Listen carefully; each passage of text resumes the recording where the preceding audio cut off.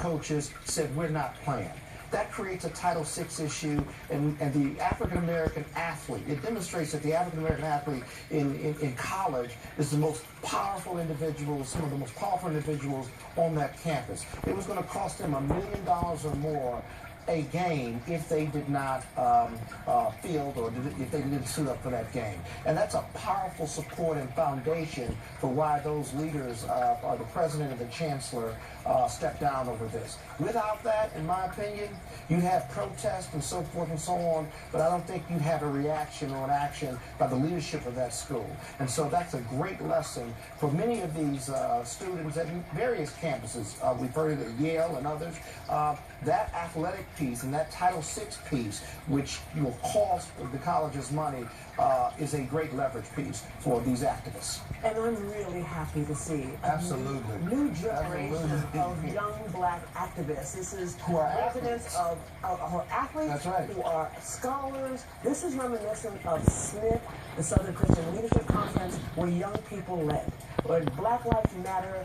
God bless Mike Brown. But what he did was set in motion a movement by which a new generation of leaders are taking that leadership, taking advice from their elders, but taking that leadership and being heard consistently. And not afraid. And not afraid to take a stand. Exactly. Andrew, I want to get a last thought from you. We saw some critics of the concerned students of 1950 push back and say today a white man lost his job simply for being white.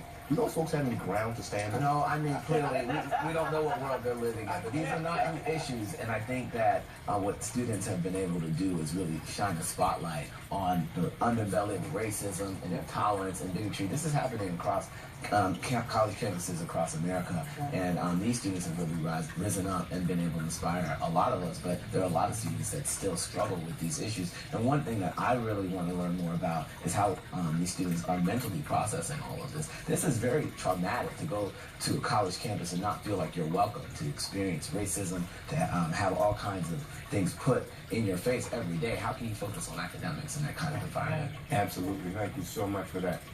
Coming up, headlines include an 8-year-old boy who's charged with murder.